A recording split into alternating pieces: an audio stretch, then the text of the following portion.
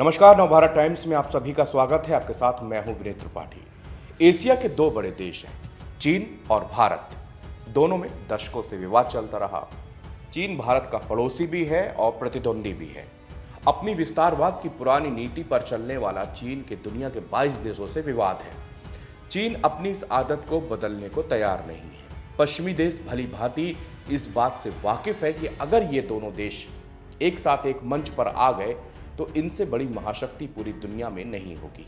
लेकिन वो ये भी जानते हैं कि इनका एक मंच पर आना असंभव तो नहीं, लेकिन आसानी से संभव भी नहीं है। लेकिन बीते 2 दिनों में जो कुछ भी हुआ वो दुनिया के लिए एक बड़ा मैसेज था। वो ये था कि चीन और भारत के बीच मतभेदों को दूर करने की कवायद की जा रही है। इसमें कुछ सकारात्मक बदलाव देखने को भी मिले हैं। ये सब उस वक्त हो रहा था जबकि रूस में ब्रिक्स समिट चल रही थी और प्रधानमंत्री नरेंद्र मोदी रूस के लिए रवाना हो चुके थे।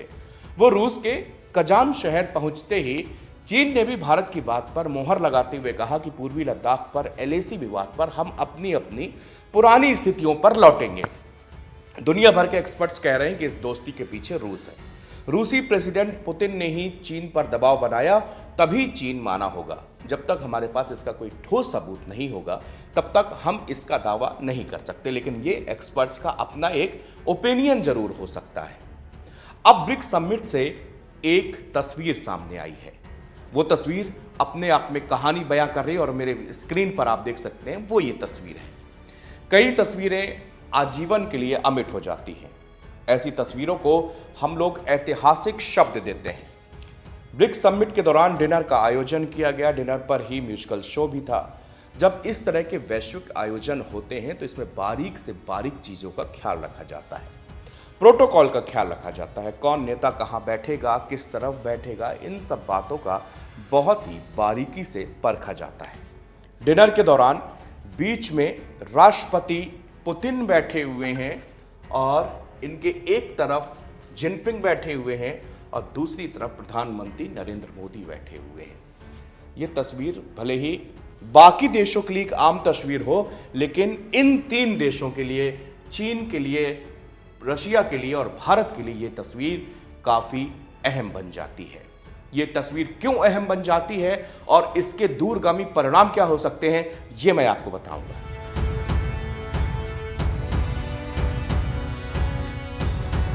किसी से ये बात छिपी नहीं है कि दशकों से चीन और भारत के संबंध कैसे रहे हैं। आपने देखा होगा, हमेशा विस्तारवाद की नीति पर चलने वाला चीन कभी किसी देश की नहीं सुनता। अरुणाचल प्रदेश और पूर्वी लद्दाख को चीन अपनी सरजमी कहता है। यहां के गांवों को कभी भी नाम बदल देता है, अपने नाम दे देता है। भारत अगर वहां कोई विकास कार्य कराता है तो वहां पर चीन बयानबाजी करता है, उसमें अड़ंगा डालता है। 1962 में हिंदी चीनी भाई भाई का नारा देकर इन्होंने हमारे साथ विश्वासघात किया। भारत का पड़ोसी देश है पाकिस्तान। दहशतगर्दों के लिए जन्नत की तरह ये देश हमेशा भारत को अस्थिर करने में लगा रहता है। चीन उसका साथ महज इसलिए देता है क्योंकि वो भारत का दुश्मन है। चीन पाकिस्तान में निवेश कर रहा है जो कि भारतीय हितों को नुकसान पहुंचाने वाला है। इतनी सारी असहजताओं के बावजूद अगर ब्रिक्स समिट के दौरान ये तस्वीर और बीच में पुतिन और अगल बगल भारत और चीन के नेता मौजूद हैं तो ये बड़ी बात है। भारत और चीन एशिया की 2 महाशक्तियां हैं। रूस यूक्रेन युद्ध के चलते पश्चिमी देशों से रूस का मोह भंग हो चुका है। रूस एशिया की तरफ देख रहा है। उसने चीन के साथ अपने रिश्तों को बहुत कम समय में मजबूत किया है। भारत रूस की दोस्ती पुरानी है। अब रूस का प्रयास ये है कि दोनों दोस्त साथ आकर काम करें और ये तिकड़ी पूरी दुनिया को हैरान करने के लिए काफी है। पुतिन जानते हैं कि अगर चीन के साथ भारत का जमीनी विवाद सुलझ जाएगा तो उनके लिए भी ये फायदेमंद होगा। साथ ही पश्चिमी देशों के लिए ये एक बहुत बड़ा झटका होगा। इन सब चर्चाओं को करते हुए हम पाकिस्तान को अभी छोड़ देते हैं। इधर मैं विदेश मंत्री एस जयशंकर की बात का जिक्र करूंगा। एस जयशंकर की छवि पूरी दुनिया में एक तेज तर्रार नेता की बनी हुई है। ऐसा मैं नहीं बल्कि दुनिया के तमाम नेता कह चुके हैं। अमेरिका के पूर्व विदेश मंत्री माइक पोम्पियो ने अपनी किताब never given an inch fighting for the American I love में एस जयशंकर के बारे में उन्होंने बहुत सारी बातें लिखी थी। हालांकि ये किताब विवादित हुई।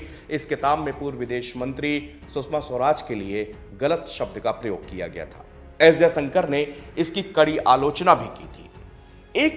एक दिन पहले अजय शंकर एक निजी टीवी न्यूज चैनल से बातचीत कर रहे थे। इस दौरान उन्होंने रूस के संबंधों को लेकर बड़ी बातें यहां पर कही हैं। एस जयशंकर का कहना है कि अगर आप इतिहास पर नजर दौड़ाएंगे तो 1947 में भारत की आज़ादी के बाद से सोवियत यूनियन या रूस ने ऐसा कुछ भी नहीं किया जिससे भारत के हितों पर नकारात्मक असर पड़ा हो। मुझे लगता है कि इस बात से कोई भी असहमत नहीं होगा। यह एक बड़ा बयान है क्योंकि दुनिया में ऐसा कोई भी देश नहीं है जिसके लिए इतना बड़ा बयान दिया जा सके। जयशंकर ने कहा कि अभी रूस की स्थिति बिल्कुल अलग है।